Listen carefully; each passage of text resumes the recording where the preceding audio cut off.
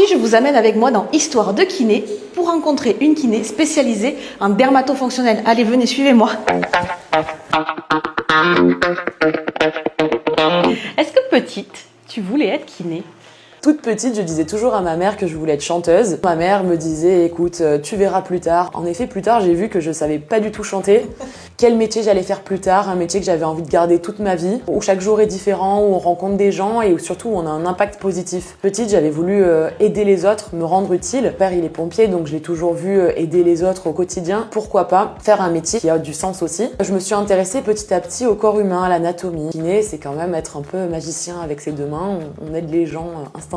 Je regrette pas d'être kiné aujourd'hui. J'aime bien cette image, la magie de nos mains. Quelle histoire marquante retiens-tu de ton histoire de kiné ? J'ai accueilli une patiente il y a 1 an de ça à peu près au cabinet qui a eu un accident de voiture assez important. Elle avait de nombreuses cicatrices au visage. Elle avait perdu confiance en elle, elle était très marquée aussi physiquement.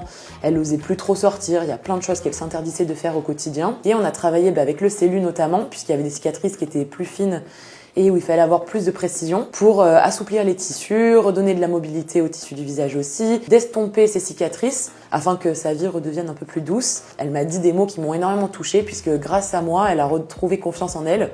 Elle peut ressortir et elle a effacé un peu ce mauvais passage de sa vie et donc elle m'en sera éternellement reconnaissante et ça fait plaisir. La cicatrice, c'est pas que quelque chose qui a trait à la peau en tant que telle, mais qui a trait au lien social, d'autant plus quand c'est sur le visage en fait. Et une cicatrice, c'est toujours, c'est jamais pour un bon moment, ça rappelle jamais un bon souvenir, à part une césarienne à la limite, et encore quand le chirurgien est sympa avec nous et nous fait pas un truc trop moche. Si on peut travailler et l'estomper un maximum, c'est quand même mieux.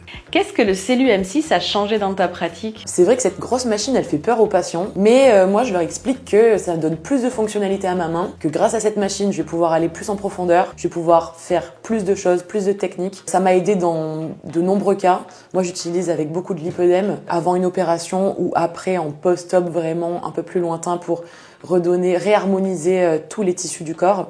Ça va être bien au quotidien aussi pour différents patients comme l'endométriose, l'insuffisance veineuse, parce qu'il y a des programmes qui sont préenregistrés en technique manuelle ou même avec d'autres outils. Le LPG, il est irremplaçable en fait. Moi, ce que j'aimerais bien savoir, c'est si tu avais des certitudes pendant tes études. Beaucoup, mais je pense que la principale, c'est que à l'école, j'étais très scolaire. J'avais besoin et j'avais envie de tout apprendre par cœur pour connaître un maximum de choses et en me disant que j'allais pouvoir soigner tout le monde et avoir la réponse à tout pour tous les patients. Avec le temps, je me suis rendu compte qu'il y a une chose qu'on n'apprend pas dans les livres, c'est le corps humain, ce qu'il peut nous dire, ce qu'il peut montrer et ce que les patients peuvent ressentir. Donc aujourd'hui, je dirais plutôt que dans un premier temps, c'est d'écouter le patient, qui est important. Et puis ensuite, d'utiliser ce qu'on a appris dans les livres, en effet, parce que la science, elle reste exacte. Et puis faire un petit mélange des deux, et plus sa personnalité, son identité. Et donc, si c'était à refaire, est-ce que tu choisirais le même métier ? Alors oui, parce que je suis passionnée, que j'adore ça. En revanche, il y a des choses pour lesquelles je suis un peu déçue, parce que c'est vrai que j'ai